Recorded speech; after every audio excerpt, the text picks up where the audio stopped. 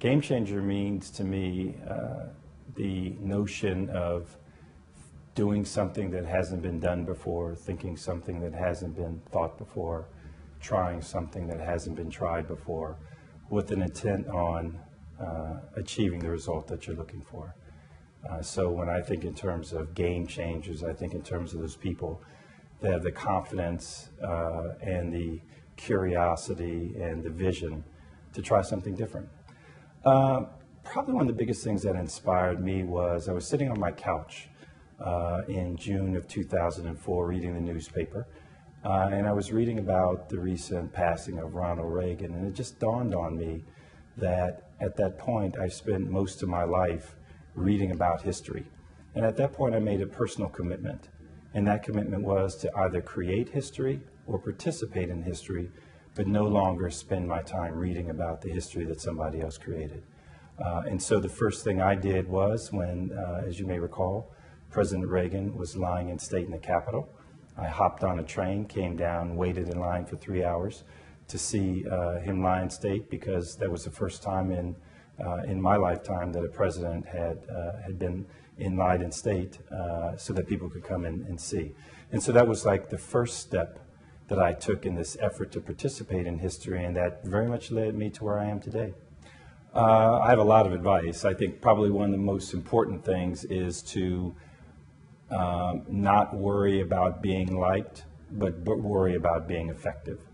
One of the biggest things that hold people back is the fear of not being liked, the fear of not being accepted by the group. But if you look at all the game changers, most of them had to shake something up to create the sense of something new and different. And so I have a lot of advice, but one of the most important things I would say is to not worry about people liking you, but worry about being effective, staying focused on the goal you want to achieve, and being willing to knock down all the barriers to get there. Faith, integrity. One of the big things that I've seen in my career are people that, while they're smart and they have energy, they cut corners. They try to play fast and loose. That is a prescription for failure. I don't believe in cutting corners. I don't believe in doing things that defy my personal integrity, and frankly, you don't have to. If you're on the path that you're supposed to be on, doing the things that you're supposed to do, thinking in ways that are out of the norm, then you don't have to compromise to achieve your goals. And also just a sheer willingness to outwork everybody else who I compete with. There have been many. Probably the biggest one I would say would be my mother, who against all odds created the condition for all of her children to achieve things that as kids we didn't believe we could, or were not necessarily in our environment. I could say other family members, one of my most prized possessions is my grandmother's degree, and she graduated, and listen to the name, from Bluefield Colored Institute in 1926. And it's upon her shoulders that I stand. And every time I start feeling like, oh, life is a little tough, I just walk in and I look at that degree and I say, you know, let's kick it back in gear because I have some work to do. I've had a chance to do many things. I mean, I've chosen to live a life that really reflects my dreams and my visions. I've traveled all over the world. I've lived in 3 countries. What I'm doing now is an achievement working for President Obama and the administration. This is an historic administration. We have a unique opportunity to change the world. The president said, as you recall when he came in, that we have this opportunity to be the people that we dream about, be the leaders that we want, that we look for. And so those sorts of things are things that move me. I've had a chance to do so many things. I just can't begin to count all of them. And I work in a space where I focus on job creation through the minority business community. This community represents $1 trillion of economic output to the U.S. economy, directly or indirectly 16 million jobs. This community also has the best export attributes of any sector of the U.S. economy. fastest growing job sector, fastest growing sector in terms of companies.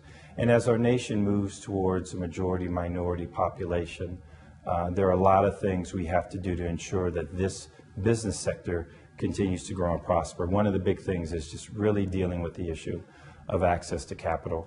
One subset of that is the issue of surety bonding. There's a lot we can do to create the conditions for these firms, as well as other small businesses, to get the bonding that they need so that they can participate in larger, more robust contracting opportunities and thus grow their business.